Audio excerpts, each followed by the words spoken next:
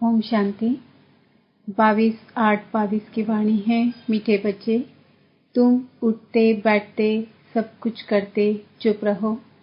बाप को याद करो तो वर्षा मिल जाएगा। इसमें गीत कविता आदि की भी दरकार नहीं है।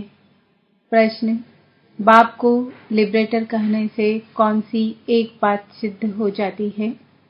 उत्तर: जब बाप दुखों से अथवा 5 विकारों से लिबरेट करने वाला है तो जरूर उसमें फंसाने वाला कोई दूसरा होगा। लिबरेटर कभी फंसा नहीं सकता। उसको कहा जाता है दुख हरता सुख करता, तो वह कभी किसी को दुख कैसे दे सकते? जब बच्चे दुखी होते हैं तब उस बाप को याद करते हैं। दुख देने वाला है रावण। रावण माया श्रापित करती। बाप आते हैं वर्षा देने। गीत जो पिया के साथ है। ओम शांति। इस ज्ञान मार्ग में गीतों कविताओं डायलॉगों आदि की जरूरत नहीं है। यह सब भक्ति मार्ग में चलता है। यहाँ तो है समझ की बातें। हर बात बुद्धि से समझना है और है भी बहुत सहज। यानी यह ज्ञान बहुत सहज है। एक भी पॉइंट से मनुष्य पुरुषार्थ करने लग पड़ते हैं। गीत सुनने की व कविता बनाने की कोई जरूरत नहीं है। गृहस्थ व्यवहार में रहना है, धंधा धूरी करना है। बाप कहते हैं वह सब करते तुम मेरे से वर्षा कैसे ले सकते हो? वह समझाते हैं उठते बैठते सब कुछ करते चुप रहना है। अंदर में विचार चलता रहे। बाप ने समझाया है। बात बिल्कुल सहज है समझने की। नई दुनिया को पुरानी दुनिया होने में समय लगता है, फिर पुराने से नई बनने में इतना समय नहीं लगता है। बच्चों को समझाया गया है बाप नई सृष्टि रचते हैं फिर पुरानी होती है।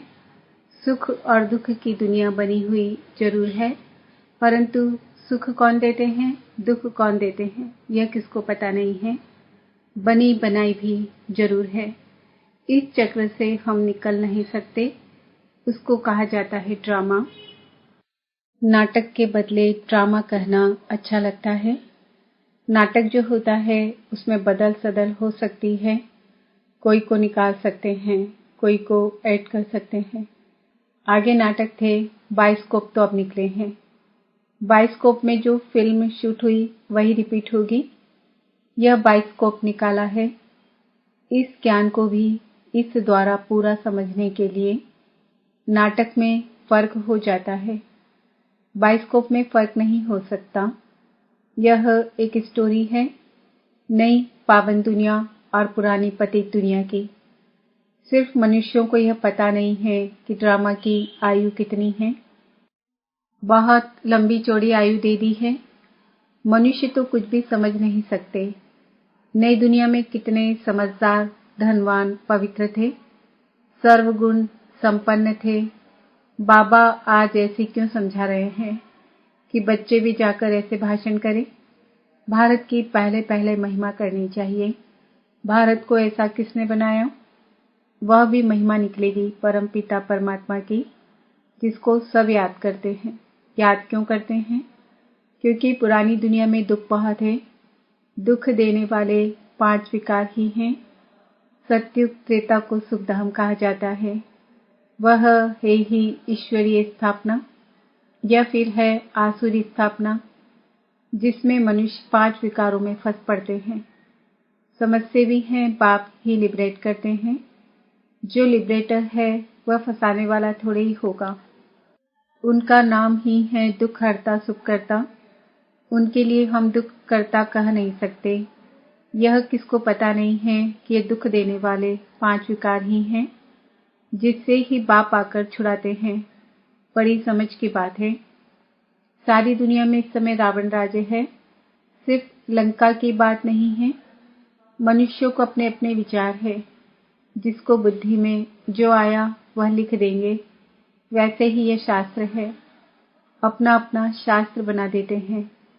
मनुष्यों को कुछ पता नहीं है। भगवान उवाच, यह वेद शास्त्र पढ़ना, यज्ञ तप आदि करना, जो कुछ तुम करते आए हो, वह सब उतरती कला के हैं। जो कुछ तुमने बनाया है वह अपने को गिराने के लिए। तुमको मत मिलती ही है गिरने की, क्योंकि है ही उतरती कला। पावन दुनिया थी, अब पतित दुनिया है। आधा कल्प है नई दुनिया, आधा कल्प है पुरानी दुनिया। जैसे 24 घंटे होते हैं, दुख देने वाले 5 विकार ही हैं। सत्युग त्रेता को सुखधाम कहा जाता है। वह है ही ईश्वरी स्थापना, या फिर है आसुरी स्थापना, जिसमें मनुष्य 5 विकारों में फंस पड़ते हैं। समझते भी हैं बाप ही लिबरेट करते हैं। जो लिबरेट है वह फंसाने वाला थोड़े ही होगा। उनका नाम ही है दुख हरता सुख करता। उनके लिए हम दुख करता कह नहीं सकते। यह किसको पता नहीं है कि यह दुख देने वाले 5 विकार ही है, जिससे ही बाप आकर छुड़ाते हैं। बड़ी समझ की बात है। सारी दुनिया में इस समय रावण राज्य है, सिर्फ लंका की बात नहीं है। मनुष्यों के अपने अपने विचार है, जिसको बुद्धि में जो आया वह लिख देंगे। वैसे ही यह शास्त्र है, अपना अपना शास्त्र बना देते हैं। मनुष्यों को कुछ पता नहीं है। भगवान उवाच, यह वेद शास्त्र पढ़ना, यज्ञ तप आदि करना, जो कुछ तुम करते आए हो वह सब उतरती कला के हैं। जो कुछ तुमने बनाया है वह अपने को गिराने के लिए। तुमको मत मिलती ही है गिरने की, क्योंकि है ही उतरती कला। पावन दुनिया थी, अब पतित दुनिया है। आधा कल्प है नई दुनिया, आधा कल्प है पुरानी दुनिया। जैसे 24 घंटे होते हैं, 12 घंटे बाद दिन पूरा हो फिर रात होती है, वैसे ही ब्रह्मा का दिन और ब्रह्मा की रात गाई जाती है। विष्णु का दिन रात नहीं कहेंगे। ये कितनी गुह्य बातें हैं, सिवाय बाप के और कोई समझा न सके। बाप समझाते हैं, अभी तमो प्रधान से सतो प्रधान में जाना है। अभी अर्जुन अपनी बादशाही थोड़ी ही स्थापन हुई है। बाप कितना सहज बच्चों को समझाते रहते हैं। सिर्फ शिव बाबा को याद करना है, तमो प्रधान से सतो प्रधान बनना है। यह बातें भी तुम अबलाएं ही समझ सकती हो। नई दुनिया और पुरानी दुनिया। नई दुनिया को रचने वाला बाप है। नई दुनिया स्वर्ग थी, फिर नर्क किसने बनाया? रावण ने। रावण कौन है? यह राज भी तुमको समझाया है। कोई भी विद्वान पंडित आदि नहीं समझ सकते। वह तो कह देते जगत मिथ्या है, सब कुछ कल्पना है। तुम समझा सकते हो। अगर जगत बना ही नहीं है तो तुम बैठे कहाँ हो? यह जो वर्ल्ड रिपीट होती है, उसकी पूरी नॉलेज चाहिए ना। नॉलेज न होने के कारण कह देते हैं सब कुछ मिथ्या है। जिसने जो सुनाया सो सच। तुम तो एक बात में ही खुश होते हो। बाप तो बहुत अच्छी रीति समझाते हैं। बाप ने तो आधा कल्प का वर्षा दिया है, फिर रावण से हराया है। यह खेल बना हुआ है। तुम बच्चे जानते हो, हम अभी ईश्वर के बने हैं और उनकी श्रीमत पर चल रहे हैं। यह चित्र तो बड़े अच्छे हैं। सबके पास बड़े चित्र होने चाहिए। बड़े चित्रों पर समझाना अच्छा होता है। चक्र सामने खड़ा है, संगम युग भी सामने लगा हुआ है। कलयुग है काला पति, उनमें लोहे की खाद पड़ने से काले हो गए हैं। भारत कितना गोल्डन एज था, अब फिर इनको आयरन एज से चेंज होना है।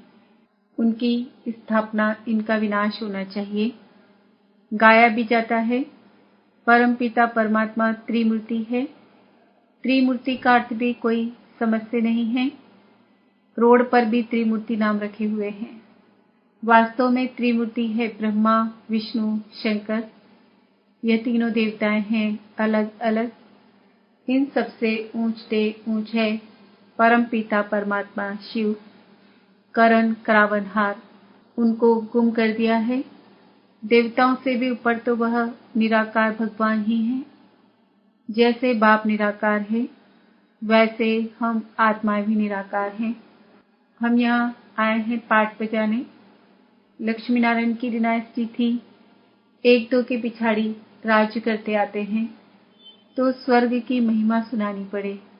भारत कितना धनवान था, प्योरिटी, पीस, प्रॉस्पर्टी थी। कभी अकाले मृत्यु नहीं होती थी, नई दुनिया थी। बाप ने ही नई दुनिया रची थी। बाप 16 कला बनाते हैं, कहते हैं बच्चे मन मना भव मामेकम याद करो। यह है भगवानुवाच। उनको पतित पावन कहा जाता है। श्री कृष्ण को ज्ञान सागर नहीं कहेंगे। फिर गीता में श्री कृष्ण का नाम क्यों डाला है? कोई द्वारा साक्षात्कार हुआ, कहेंगे बस यह श्री कृष्ण का रूप है। दुनिया में तो अनेक प्रकार के मनुष्य हैं। किसी में भाव बैठ जाता है, फिर उनका लॉकेट बनाए गले में डाल देते हैं। गुरु का लॉकेट पहन गुरु को याद करते हैं। बस ईश्वर सर्वव्यापी है, फिर तो गुरु और ईश्वर में फर्क नहीं रहा। ऐसे ढेर हैं। बाप ने तुम बच्चों को पुरानी दुनिया और नई दुनिया का राज भी समझाया है। बाप बैठ नई दुनिया रचते हैं।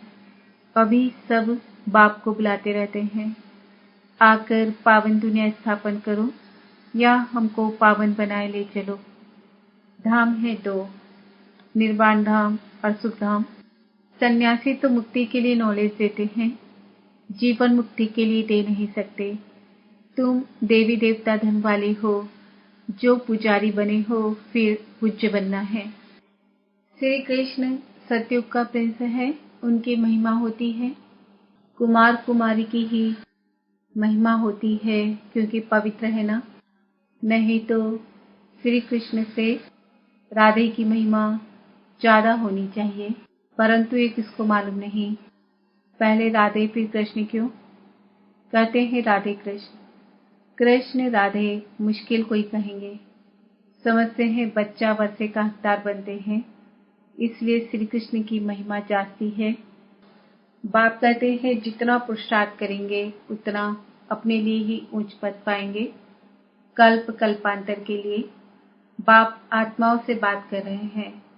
पुरुषार्थ से तुम ऊंच पद पा सकते हो। विलायत में बच्ची पैदा होती है तो खुशी मनाते हैं। यहाँ बच्चा पैदा हो तो खुश होते हैं।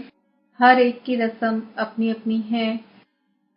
तो बच्चों की बुद्धि में अब बैठा है कि बाप वर्षा देते हैं, फिर श्राप माया देती है।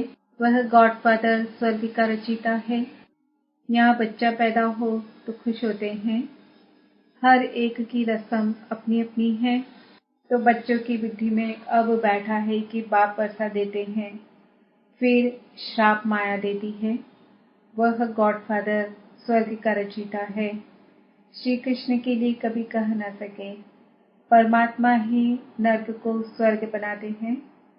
सहज ज्ञान और योग वही सिखलाते हैं। गीता में श्री कृष्ण का नाम डाल खंडन कर दिया है। गीता का भगवान निराकार परमात्मा है, न कि श्री कृष्ण।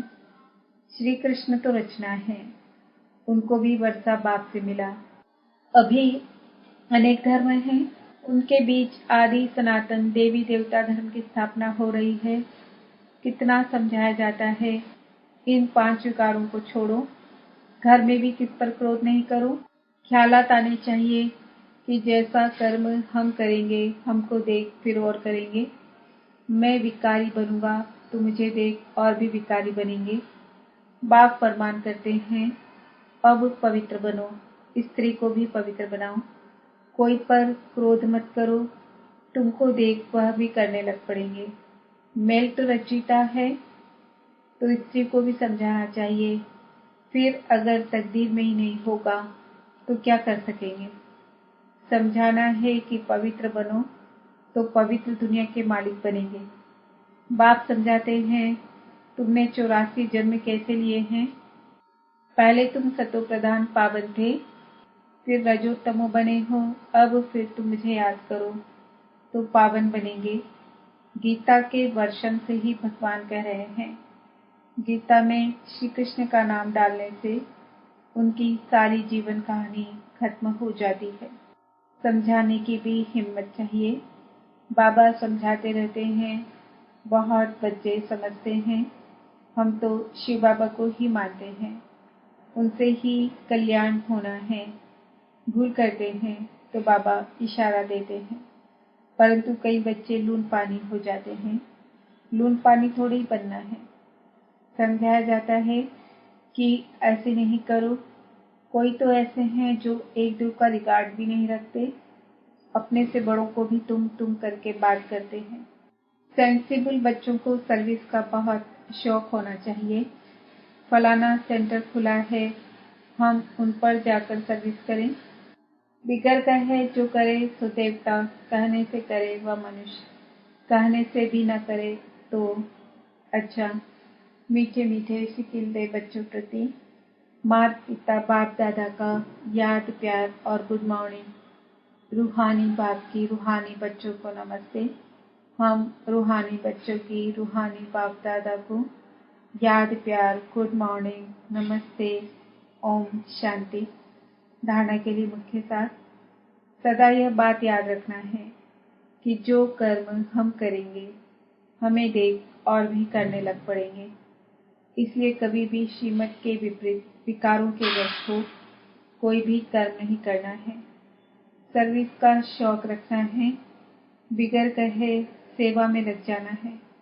कभी भी आपस में लून पानी नहीं होना है।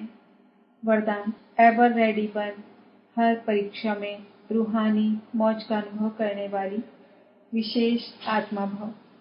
संगम युग रूहानी मौजों में रहने का युग है, इसलिए सदा मौज में रहो। कभी भी मूंझना नहीं।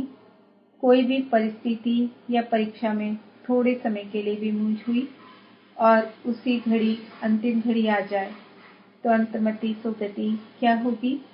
इसलिए सदा एवर रेडी रहो। कोई भी समस्या संपूर्ण बनने में विघ्न रूप नहीं बने। सदा यह स्मृति रहे कि मैं दुनिया में सबसे वैल्यूबल विशेष आत्मा हूँ। मेरा हर संकल्प बोल और कर्म विशेष हो, एक सेकंड भी व्यर्थ न जाए। स्लोगन श्रेष्ठ कर्मों का खाता जमा करते चलो तो विकर्मों का खाता स्वतः समाप्त हो जाएगा। ओम शांति।